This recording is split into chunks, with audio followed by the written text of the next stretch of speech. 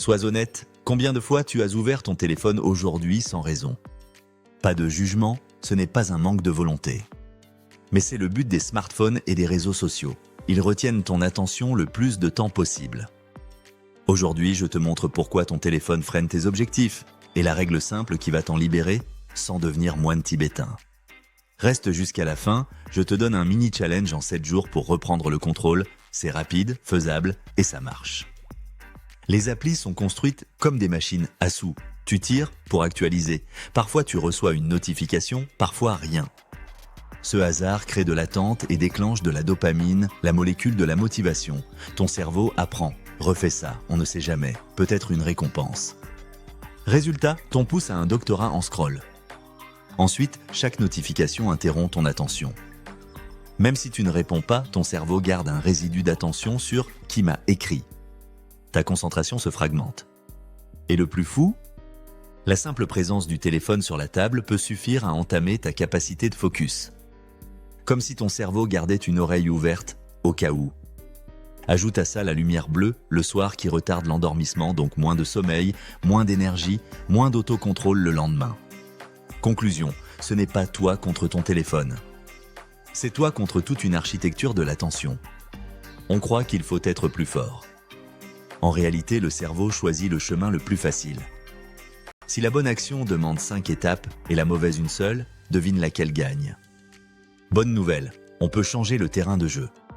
Pas besoin d'héroïsme, juste de petits réglages intelligents. Si la motivation était une personne, elle arriverait toujours en retard et sans café. Par contre, ton environnement, lui, est toujours à l'heure. Retiens les 3 F suivants. 1. Friction, on complique l'accès aux distractions. 2. Fenêtres, on regroupe l'usage. 3. Frontières, on protège des zones sans téléphone. Le premier F est la friction. Il rend la distraction 20 secondes plus difficile. Le cerveau prend la pente la plus douce. Alors, rends-la un peu plus raide. Grisaille l'écran pour moins d'attrait visuel. Retirez les applis de l'écran d'accueil. Mets-les dans un dossier bien caché. Déconnecte-toi des réseaux parce que devoir retaper le mot de passe implique 20 secondes de friction qui casse l'automatisme. Coupe 90% des notifications, garde seulement les appels et les messages des proches. Charge le téléphone dans une autre pièce quand tu bosses. Mets une montre pour consulter l'heure sans tomber dans le vortex. Oui, je sais, retaper un mot de passe, c'est douloureux. Mais justement, c'est une victoire.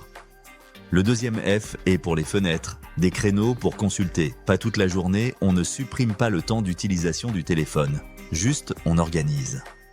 Choisis 2 à 3 fenêtres par jour. Exemple, 12h30, 17h30, 20h30 pour les messages et les réseaux. Prends 10 à 15 minutes par fenêtre, puis on referme. Entre ces fenêtres, mets le mode ne pas déranger à l'exception des appels importants. Au travail ou aux études, fais des blocs de 25 à 50 minutes focus et ensuite permets-toi une pause de 5 à 10 minutes pour un check rapide. Tu transformes le téléphone de corsaire d'attention en outil. Tu reprends l'initiative, c'est toi qui as le contrôle, et plus l'inverse.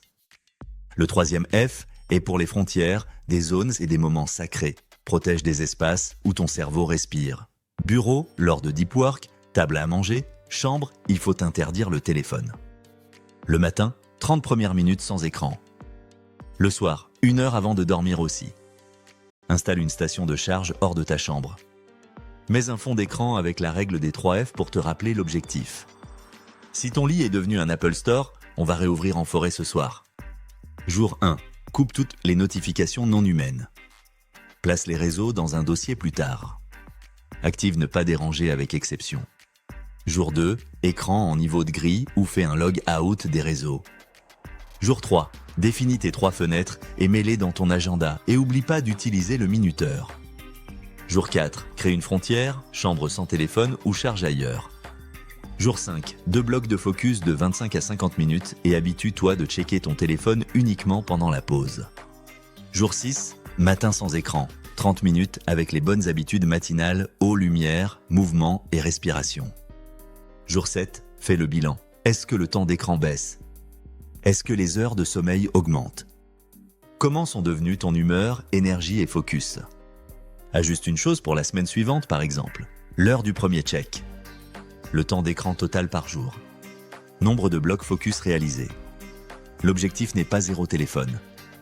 L'objectif, c'est toi qui choisis. Ton téléphone n'est pas le méchant. Mais sans règle, il mange tes priorités. La dopamine adore le court terme. Toi, tu joues long terme. Fais-le et tu verras plus d'énergie, plus de calme et surtout, plus de toi dans ta journée. Et promis, aucune appli ne s'est jamais vexée parce que tu l'as ignorée 25 minutes. Ici, on ne cherche pas la perfection, on cherche le progrès, personnel et collectif. Si tu lances le challenge des 3 F, écris « Je reprends la main » en commentaire. On se motive ensemble. Like si ça t'aide, abonne-toi pour d'autres règles simples et scientifiques. Et on se retrouve sans notification au prochain Focus.